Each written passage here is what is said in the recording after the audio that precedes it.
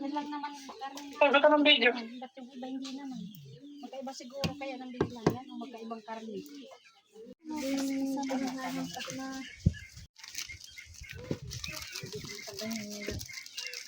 hampas na naman yan. Punas na punas dyan.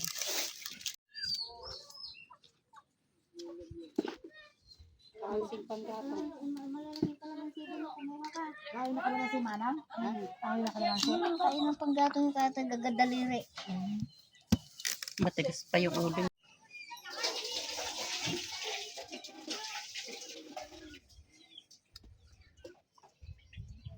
mo pagka maya-maya.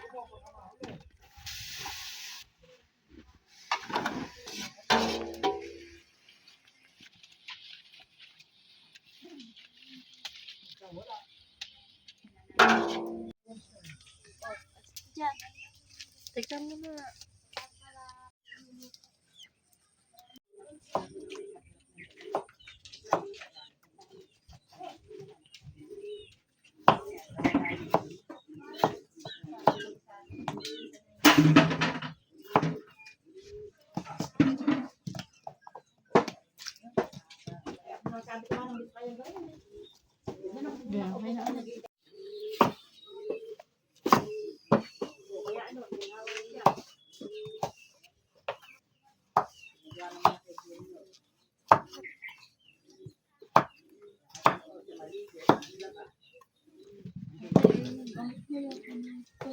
Gawin na ulit tayo na.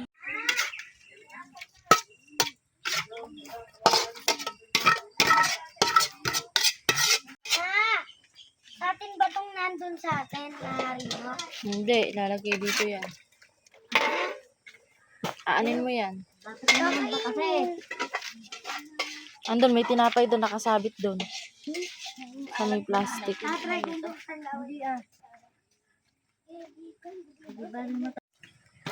Nabuksan na? Ito na.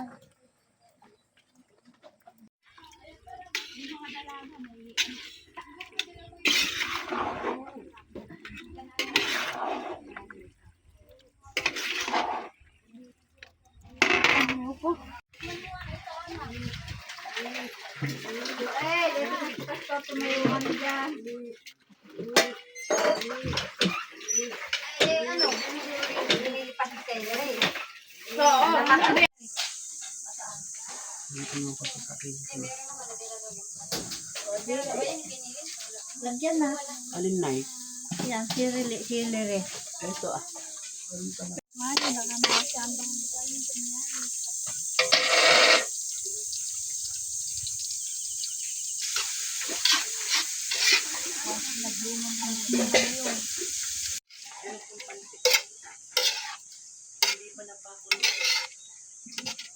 May gatas na yan?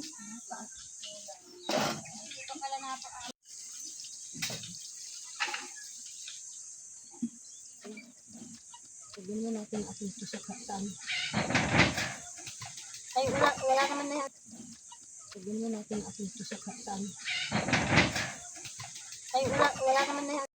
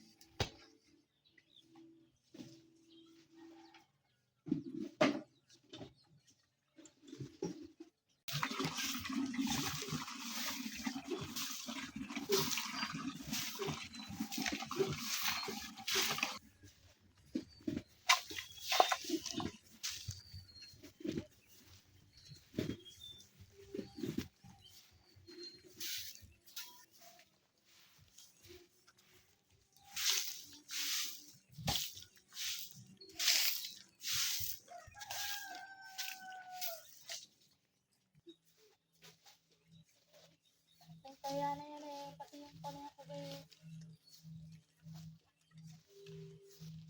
At ako, magpapabili na naman sa akin eh.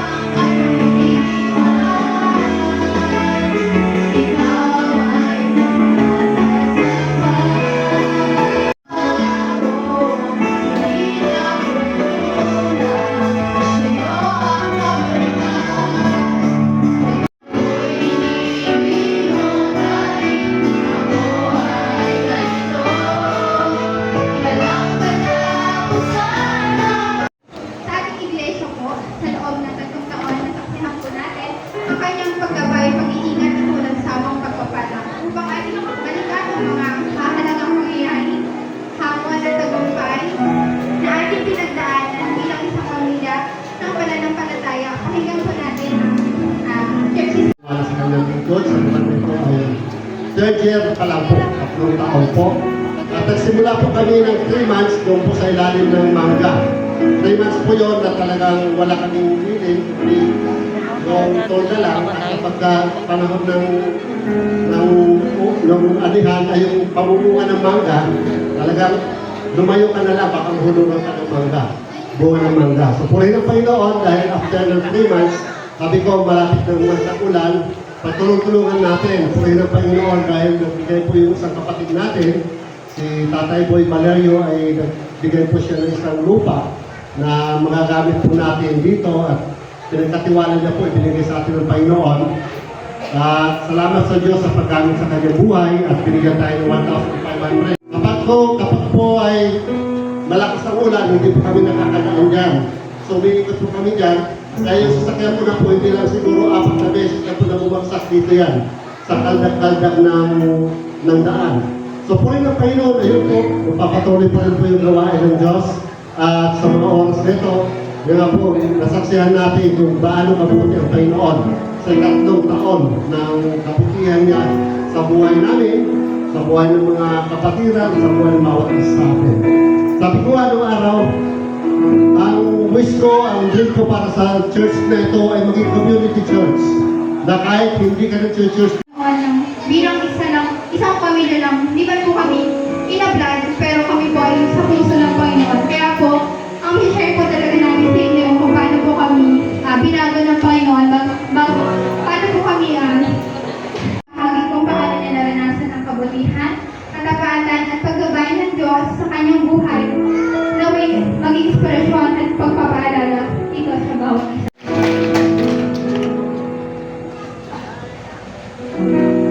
Mapahala ko po ay si Damian. Break the ice and we'll make a question. Para magkaroon tayo ng panimula, gusto ko magkaroon sa inyo isang tanong. What was the first? It was the first time that I noticed this morning. Ilang beses ko na nabasa ang Biblia at yung isang beses na nakita ko yung salita na yun sa isang umaga. So the first words of Jesus after resurrection was, Ang unang salita na sinabi ng ating Panginoon after na siya mabuhay ng muli ay Magandang umaga. magandang umaga. So yun pa kayo, hindi ko rin ang nalaman. Simple words. So yun po ang napakasimple mga salita na sinabi ng ating Panginoon. Jesus Ang Panginoon is simple. ay simple lang, He's not complicated. hindi siya komplikado. And I'm simple too. I'm simple too. I'm simple. I'm not Ay, complicated. simple. Simple rin ako. Okay. Jesus came to give Himself for us. Binigay ng ating Panginoon ang kanyang buhay para sa atin. So we came from Luzon. So, galing po kami ng Naoson, may Tanawan. There we have a foundation. Meron kami foundation doon. And the ministry that we have is to help At ang binigay sa amin na gawain ng ating Panginoon ay tumulong. the orphans, the Tumulong sa widows, mga biyuda, sa mga may hirap, single mothers, mga single mother, fathers, mga tatay na nag-iisa, poor and the needy. yung mga may hirap na mayroong pangangailangan. So basically we help to everyone. So always like this. Pero ang buhay ko ay hindi laging ganito. And I came from a malfunctional family. At nagaling ako sa isang magulong tahanan. With a problem with drinking, At yung nakagawian, yung pag-iinom, domestic violence, talagang magugulo, maraming mga kaguluhan. but still my family tried to give me their best. Pero binibigay pa rin ng aking pamilya yung mabuti at maganda para sa akin. They love me in the way that they know. Kilala tayo, minamahal nila ako sa ganitong kalagayan. In the age of 14, So, tinanong ko sarili ko ng ilang beses sa edad na 14, what is the purpose of life? ano ba ang layunin ng buhay? And I didn't find purpose of life in my family. At hindi ko nakita ang layunin ng buhay sa pamilya ko. More I say, this is life, I rather life. Sinasabi ko ito yung buhay pero kasi lumalingan yun. You know, always the same story, Parehas na lagi ang nangyayari. The same story, parehas na kwento. no change, Wala pagbabago. always bitterness, resentment. Andun yung sama ng loob, lahat ng mga bagay na lamang isang grupo ng mga tao. It's a family in Christ Ito po ay isang pamilya sa ating Panginoong Isus who were redeemed, na mga ginamo, na inihaon, iniahon. bought with price, not with gold or silver, Tayo po ay inahon at ginamo ng ating Panginoon hindi sa mga ginto at sa mga silver sa buhay natin, but with the precious blood of Christ. kundi sa pamamagitan po ng banal ng ating Panginoon. That day on the 27, At sa edad na 27, I asked God forgiveness, humingi po ako ng kapatawaran sa ating Panginoon. and I cried At ako po talaga ay umiyak because I experienced dahil naranasan ko po His forgiveness. ang kanyang pagpapatawa. In Isaiah 53, Sa Isaiah 53, verse 5, verse 5, nasugatan dahil sa ating mga kasalanan. crushed because of our iniquities. Talagang naparusahan at nagdusa dahil sa ating mga kasalanan. Punishment for our peace was on Him, Ang ating mga kaparusahan ay napunta sa Kanya. and we are healed. At tayo po ay nabago, tayo po ay napagaling. He was pierced Siya po ay talagang sinugatan, that I was forgiven. pero ako po ay napatawad. I received forgiveness by grace, Ako po ay nakatanggap ng kapatawaran dahil sa biyaya ng ating Panginoon. and it was free. At yun po ay isang libre. But the grace of Christ Subalit ang kaputihan, ang biyaya ng Diyos, was not free. hindi po libre. Christ paid for us. Binayaran po ito ng ating Panginoon. Yesterday, my son, the little one, Kahapon lang aking anak, si yung maliit. he's 4 years old. Siya po ay 4 taon. And he came to me to say, Pumunta po siya sa akin at sinabi, forgive me. patawarin niyo po ako. I say, for what? Yung paghihirap ng ating Panginoon Jesucristo. Bakit sa pinagsimulit ang bakit sa inyo natin? Na tayo po ay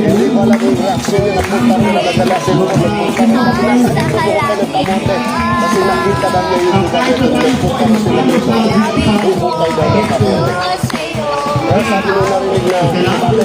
sa Christ came.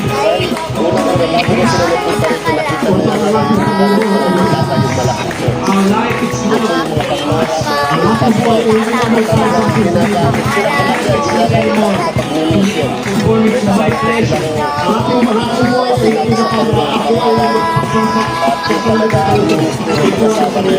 life is not always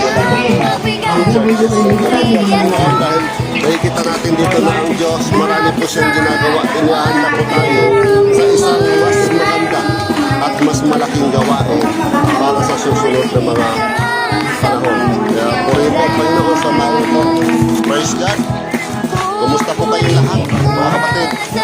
Ay sa linggo ay para bang kabilis at purihin po ang Panginoon. Meron po tayong mga kasama ngayon, mga bago na nakasama. Siya po ay talagang kilala na magaling marami po kapatid. Pero hindi po si Stephen Pratt kasama natin ngayon. Siya po ay isa sa mga pastor na kasama rin nila sa kanilang church sa Jesus Alliance. So, puri ng Panginoon, dahil nagkaroon po tayo ng opportunity na makilala mo si pastor. Kapag kilala ko lang sa kanya, isa po siyang lingkod ng Diyos na mula sa kagaya ng sinabi ni Brother Damian, na mula sa pinakamababa ng buhay niya ay pinago ng ating Panginoon at ngayon ay ginagamit para maglingkod at maging pastor sa isang church dito po sa Maor. Actually, hindi ko alam ngayon.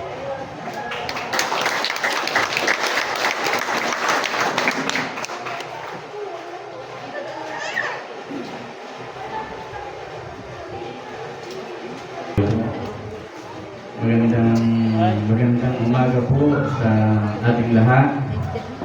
Ako po ay nagpapasalamat sa inyong pastor, kay Pastor Edwin. Nagtataka siya. Bakit kaya yung pangatlong halaman ay hindi niya binibigyan? Dumating ng panahon na yung apat na ng atinyo at pagbabago ng ating buong pagkatao na sinasabi ko doon sa aklat ng 2 Corinthians chapter 5 verse 17. Ngayon dito po sa pagbabago ng ating anyo, madali lamang po yan eh. Nabaguhin ng ating anyo sa mga babae. Halimbawa, kulot na kulot yung buhok mo, pumunta ka lang doon sa principal, pagbabago na yung anyo mo, di ba? Babago ang anyo. So, maski pala, ang isang tao, kapag gusto niyang magbago ng anyo, kayang-kaya lang po niyang gawin. Amin po. Pero kapag binago mo ang iyong buong pagkatao, kahit anong gawin mo, hindi mo kayang gawin ito kapag hindi ka nakakapit sa ating Panginoon. Kaya sa ating Panginoon, ang ating Panginoon ay patuloy na nagpapahayag, kumakatok sa ating puso. Ginakatok niya yung ating puso at sinasabi niya, anak, magbalik ka na sa akin. Anak, magbalik ka na sa akin. Tayo ay hindi perfect, pero ang ating Panginoong Jesus ay perfect. Habang inaawit po natin ang awitin ito, tignan po natin ang ating sarili mga minamahal ng mga kapatid. Patuloy na ilagay po natin ang ating buhay. Ang buhay ko ay suliranin man, hindi ka kawitan, ikaw lamang. Yes, Lord. Hallelujah. Sasambahin, ay malay madinig, Hallelujah.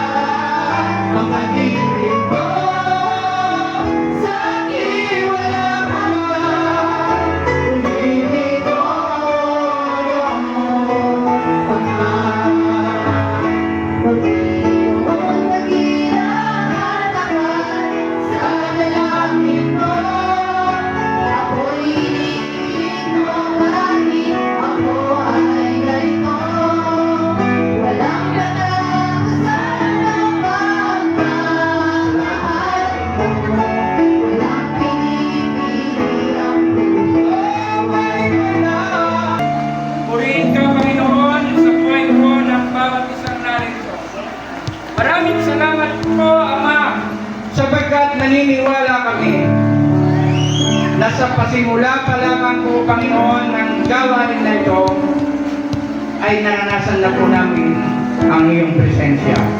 Maraming salamat po, Diyos, sapagkat sa loob ng 3 taon na ikaw ang nagpasimula sa church na ito, naniniwala kami, O Diyos, na marami pang taon ang ipagkakaloob mo po sa church na ito. Ang church na ito, Panginoon, ay dalangin namin na hindi po kami tatayo sa lugar na ito, na halos maliligo po kami sa pawis. Ang pananampalataya namin, Panginoon, darating ang araw, magkakaroon ito ng maraming effort. Bubuhos mo, Panginoon, ang pananalapi sa lugar na ito. Magbibigay po kami ng aming pananalapi sa church na ito. Yan ang pananampalataya namin. Dahil sa lahat ng binibigay po namin, kayo po ang siyang patuloy na maluluwalhati. Panginoon, maraming salamat po sa lahat po ng mga taong narito, mga worker, mga core leader, mga elder, mga member, mga bisita. Panginoon, kung hindi pa po nababago ang aming mga isip at puso ayon sa iyong makapangyarihang salita, ng mga leader, ang lahat ng mga member, mga bisita, Panginoon, pagpalain niyo po sila. Panginoon, patuloy, O Diyos, na maranasan po namin ang iyong presensya sa buhay ko ng bawat isa. Muli po, itinatas ka namin, pinasasalamatan ka namin. Ito po ang aming panalangin. Mayroon pa na ng salamat sa pangalan ng Panginoon Jesus na aming manunubos at tagapagligtas ng aming mga buhay. Palakpakan natin ang Panginoon at sabihin natin, Amen, Amen, Amen. Pagpalain po tayo ng ating Panginoong Diyos sa buhay. Salamat po.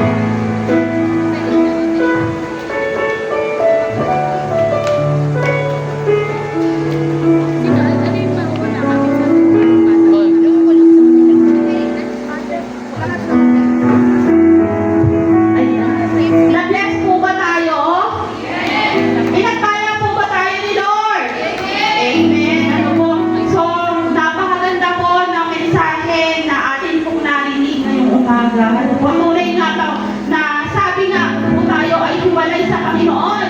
Wala po tayo magagawa. Ano po? Bali mag-share lang po ako. Mag-share lang po ako ng konti about po dun sa mensahe ni Pastor. Totoo po yun. Ano po? Sabi ko nga po, ako po ang testimony about po doon sa topic ni Pastor. Baka po, mamayang alauna pa tayo kumain. Kasi po, bakit? Marami po dito, ngayon po namin na kayo nakasama. Marami po sa inyo, yung sabi nga, hindi po natin alam ano ba yung pinagdaanan ng sister natin na to. Sabi ko nga po, ang Panginoon, napakabuti po ng buhay. Napakabuti niya po sa buhay namin. Kung ikukwento ko nga po sa inyo, sabi, kami po, simpleng pamilya lang, meron pong iba dyan nakakilala. Ano ba ang buhay na meron kami noon? Ano po, sabi ko nga noon na, sasabihin ko po na parang isang kahig, isang tuka. Alam niyo po yun. Kailangan maghanap buhay para sa ngayong araw na to, para bukas merong gastusin. Totoo po yan, hindi po ako nahihiya. Kasi hindi din po ako mahihiyang magpatotoo. Ano po, kung gaano mabuti ng Panginoon. Ako po ngayon, sabi nga po sa biyaya, hindi po ako hindi naman po sa pagmamayabang. Ano po, ako po ay isang teacher na po ngayon. Dati po ako ay isang mananalim lang. Totoo po yan. Pero sabi ko sa buhay ko, hindi po pwede mamatay lang ng ganito habang tumanda ng ganito habang buhay. Ano po ang ginawa ko? Dati na po akong Christian. Pagtunay nga pong dakila ang ating Panginoon. Ngayon po humingi po kami ng salamat kay Pastor Erwin po sa Binigay niya po ang magandang mensahe ng ating Panginoon. Sabi, sa mensaheng ating pong napakinggan, muli po tayong pinaalalahanan ng ating Kristo na may bagong buhay ang ating nakaraan ay hindi hadlang upang tayo ay gamitin ng Diyos. Kapag tayo lumapit sa Kanya nang may pananampalataya at pagsisisi, binabago niya ang ating puso, isipan at pamumuhay. Na may patuloy natin sa buhay ang mga pagbabago nito, araw-araw upang makita ng iba ang kapangyarihan at pag-ibig ng Diyos sa ating buhay. Tunay na kay Kristo may bagong simula at may bagong pagkasa. Di ba po, sa dami-dami po nangyayari sa buhay natin ngayon. Masasabi niyo po bang, kung andito po tayo sa sitwasyon na to, masasabi po bang kaya po ba natin to kung wala si Kristo? Di ba po, parang, apaka-imposible po, lalo-lalo na po sa amin na nandito sa walk with faith in Jesus po. Kasi po, nagsimula po talaga kami sa walang-wala. Pero kung talaga po naniniwala ko sa kaya ng Panginoon, wala pong imposible. Bakit niyo po minsan, may alam niyo po bang kahit po kami mananampalataya, meron pa rin po kaming doubt. May doubt kami na, Lord, kaya pa po ba namin ito? Pero di ba po, napakalaki po imposible, nasa Panginoon ka. Kasi po lahat po ng hindi mo kayang gawin, kung ipagkakatiwala niyo po sa Panginoon, walang imposibleng gawin. At totoo alam po, ako po ngayon, hindi ko po akalain na ako po ay magiging MC.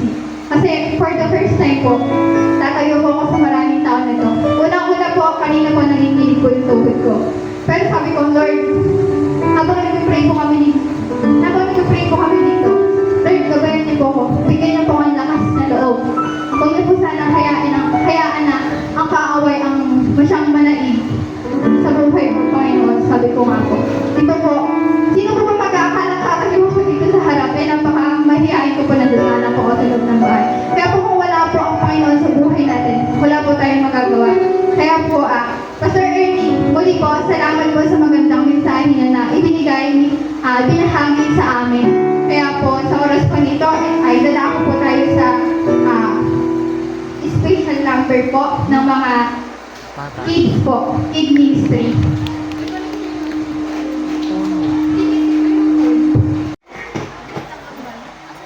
Uy, nandun na.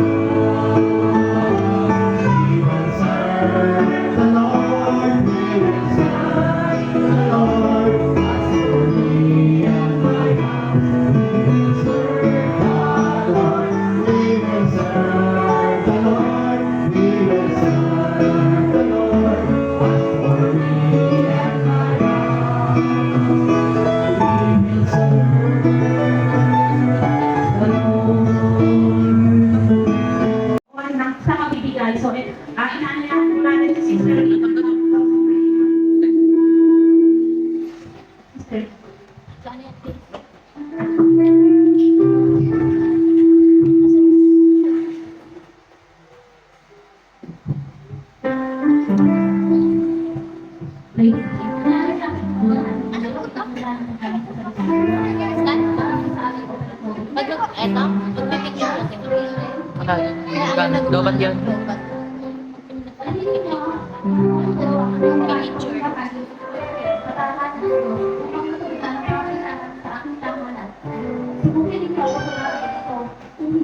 Parang kalaki.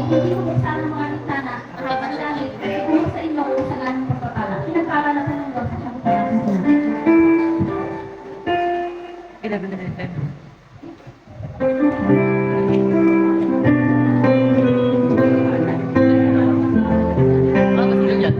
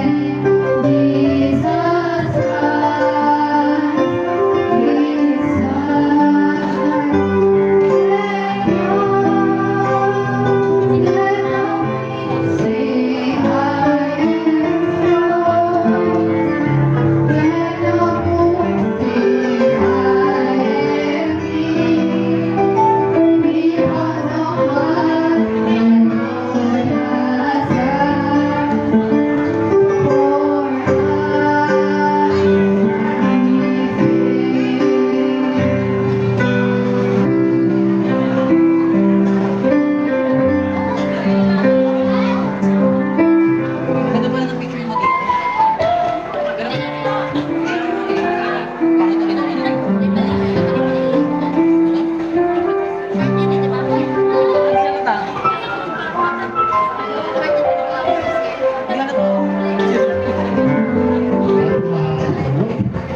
Sa harap para po maipag-pray po tayo ni Brother Damian. Brother Damian, can you lead the prayer for pastors and leaders?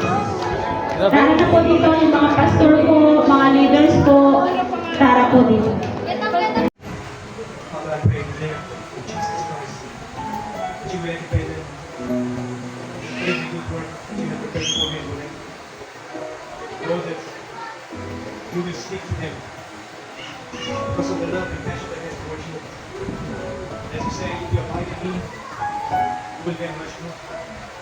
You will attain them, they can bear more. I thank you, Lord, that you have chosen them. Father, give them a clear word, clear vision of you. Father, wherever they will go, they will be the knowledge of you, Jesus. And they will really, as you call them, good and faithful servants. And they will proclaim the message of salvation. Lord, in the mighty name of Jesus, Lord, I rebuke any discouragement, any demonic activity, Lord, any conspiracy of the enemy, any lie of the enemy, Lord, that only the true will stand, Lord. The only desire that they will have is to be holy, as you are holy, Lord. They will love you the same way that you love them, Lord Jesus. They will be no big and small, but they will be all one in unity, Lord. So I pray for this congregation here, Lord, that you will unite them more and more in the Spirit through the blood of the Lamb, with your blood, Jesus. As the enemy will try, you say, I pray for my Father, that you will remain forever. Lord, I thank you for the life. I bless you for the Lord Jesus. Lord, you say that you are Jehovah Jireh, that you are the one who provides. Jehovah Nissi, you have been for a soul. Thank you for the faithfulness of you, Lord. Lord, as the word is clear, do not fear my little flock. Do not fear my little flock. Until my Father has placed, I give you the kingdom of heaven. I give you praise, glory, and honor.